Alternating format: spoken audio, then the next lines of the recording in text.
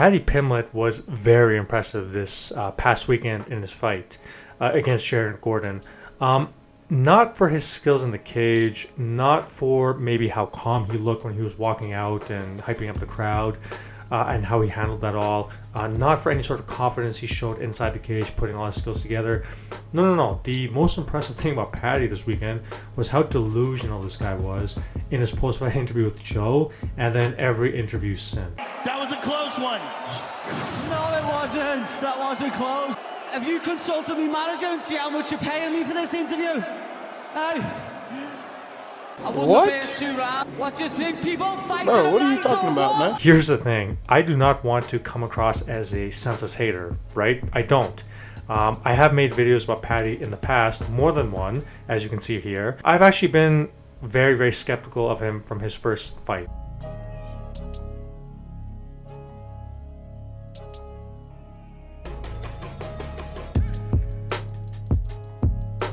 First of all, I'm not going to get too deep into the whole Paddy versus Ariel stuff, namely being a lot of people have already talked about it. I've already seen both of them talk about it, and I can see where Ariel's coming from, obviously, because he's already provided a lot of receipts and did a long, detailed video about it. But I do want to talk about one thing when it comes to the psychology and sort of dynamics between Ariel and Paddy in the situation that I haven't seen other people talk about. Very, very quickly, if you end up enjoying the video, hit the like button and subscribe for more content similar to this. Leave a comment in the comment section down below if you have any thoughts about this. For Paddy and Ariel, one quick thing. Here's the whole psychology and some dynamics behind it a lot of people are talking about. A lot of this has to do with, I think Paddy is in the wrong here, and Paddy knows he's in the wrong here, but this is the reason why Paddy can't admit he's wrong. A lot of times in life, when you're in a situation where you know two people, whether you're friends or associates, acquaintances, whatever it is, sometimes what happens in life is one person sees the other one as dispensable and the other one as they can get more from them. Ariel clearly served a purpose for Paddy early on in his career, but I think that now where Paddy's at and where he's trying to go and the favor he's trying to curry with the UFC, and his manager's obviously getting him gigs that get him paid, he now sees that, you know what, I was in this situation, this thing came up, Ariel's more dispensable to me. Instead of admitting I'm wrong, I was kind of looking for a reason to just kind of chuck him to the side anyways, for the most part, because I'm trying to curry more favor here anyways, so it's fine. I don't need him anymore. I haven't seen a lot of people talk about it like that before. Like, this is more of the psychology and the dynamics between it that's, you know, you can kind of use real world application to figure out how it happened. Now for the fight itself. Here are a couple of realities of Paddy, okay? And my stance on Paddy. And maybe these are the universal objective realities on Paddy going forward. First of all, he should be getting paid big. Due to the amount of popularity he has and the amount of revenue and pay-per-view buys he might be bringing in, he should be getting paid big. I've said this since the beginning, okay? You know, he has a sort of entertaining personality. Maybe not as much this current fight week, but you know, overall he has a personality that draws a lot of people towards him. That's very clear. He probably won't ever be champ. All right, let's just get that very clear, okay? He probably will never ever be champion in the UFC. And lastly, I've said this in my previous videos and I will stress it again. He is very overrated when it comes to his skill level relative to his popularity. So what happened in this fight? Like I said in my previous videos when I talked about Paddy, Paddy has very poor striking defense. I've seen it in the Luigi Vendramini fight, the Vargas fight. There was moments you can see he leaves his chin up high, he doesn't have good striking defense, and he gets cracked. So I always knew the time was going to come when it was going to get exposed, and it did. The crazy part is, I believe Paddy has 23 fights on his mixed martial arts record. I believe he's 20-3. And after all this time, just look at where striking defense is. I'm not a coach, I'm not a fighter. Paddy's a million times better than me at fighting, that I will ever be.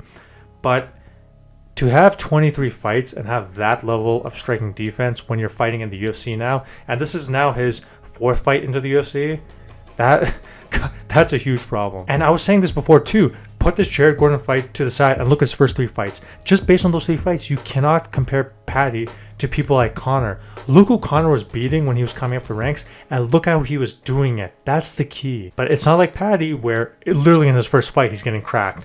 And against literally somebody super unranked. So you cannot compare the two. And Conor's one example. You could look at other fighters who have had their rises up, like Francis and whichever hype trains you want to look at. They were beating unranked people, and then the increase in rank with appropriate level of difficulty. I had Jared winning the fight, obviously. I don't know what the judges were thinking. I know I've already seen people talk about it in great detail. I don't know what more I can add. I don't know what the judges were thinking. I had Jared winning round 1 very cleanly. Round 2 was a little bit closer, but I still feel like you can give the edge to Jared in that. Round 3, we have to use the updated scoring criteria that they use for round 3. Okay, you don't simply win the round now just if you just have clinch control, if you just take someone down and hold them. I think most people know that, but let me just explain this again. These are the 3 criteria, but you have to use them in specific order. So you have to start with effective striking and grappling. If this is 100% even between 2 fighters, then you move on to effective aggressiveness.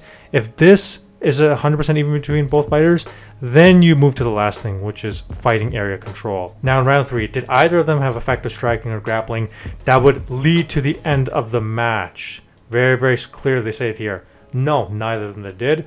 I would consider this about 100% even. So you move on to the next thing. Effective aggressiveness. Aggressively making attempts to finish the fight. The key term is effective. Chasing after an opponent with no effective result or impact would not render in the judge's assessment. Here's the thing. Would you consider either of them to have been making attempts to finish the fight in round 3? No. So I would consider this 100% even. So you would move on to the next thing. This third one, fighting area control. Once you get to this one, it's determined by who dictates the pace, place, and position of the match, which in my opinion was clearly Jared Gordon because he had more cage control time.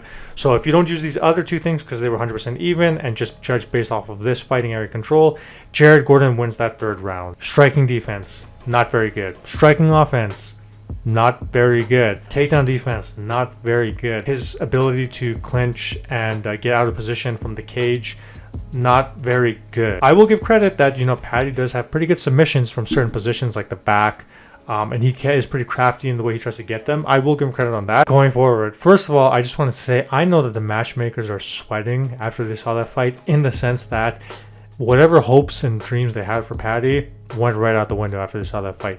Those matchmakers, Sean Shelby, Mick Maynard, all those guys, they're very, very smart when it comes to matchmaking. I know that they saw this fight and saw the serious limitations that Paddy had. So they're going to have to matchmake very, very accordingly now. Secondly, Dana's reaction after the fight, which I have playing like right in the back right here.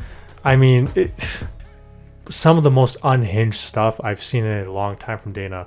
I don't hate Dana like a lot of other people do. I know a lot of people who are fans of the sport, especially the hardcores, dislike Dana.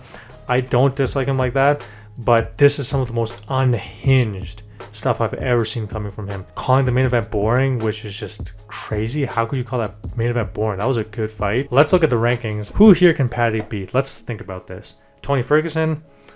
Tony's in a weird spot because, just the place he's in his career. I wouldn't say that Paddy would run through him, to be quite honest, but Tony's in a weird spot. Connor, if Connor returns and looks like the leg doesn't affect him, Paddy's not beating Connor. Moicano, nope. Demir Ismagulov, nope. Dan Hooker, no. Jalen Turner, nope. Armin Saryukin, nope. Gamrot, nope. RDA, nope. Viziv, nope. Michael Chandler, nope. Peniel Dariush, hell no. Justin Gaethje, no. Dustin Poirier, hell to the no. He would get his lights shut off bad. Charles Oliveira, 0 chance. Islam Makhachev, less than 0% chance. Just going through the rankings, I just don't think he could beat pretty much any of them or most of them. A lot of people have turned on Paddy in this past week as well. The one thing I will say is that I don't know how much of that's going to translate to his real life appeal. The reason I'm saying that is because a lot of this stuff sometimes is contained in the internet, and sometimes us who spend time on the internet watching these interviews and following these personalities, we sometimes think it translates to the real mainstream world, the world full of just normal people who maybe aren't hardcore fans. I actually don't know how much it's going to translate, because the thing is that when he was walking in, he had quite a bit of cheers, so he was clearly the crowd favorite. And again, I know a lot of people online hate him right now. Maybe we'll continue translating him into the mainstream eventually, depending on how he does things. But I also I'm not 100% confident that all this hate he's getting now is going to hurt him in pay-per-view buys, for example. We don't know the answer to that yet, because I don't like to use the internet hardcore, more sort of fan base to translate into what might happen to him in real life. That's why I think he's overrated, and that's why I don't think he'll win in the top 15. But no hate to Paddy. I hope he still gets paid big. He still deserves it because he draws in a lot of eyes. So keep making that money. Like the video if you like it, and subscribe for more content similar to this. I'll catch you guys later. Peace.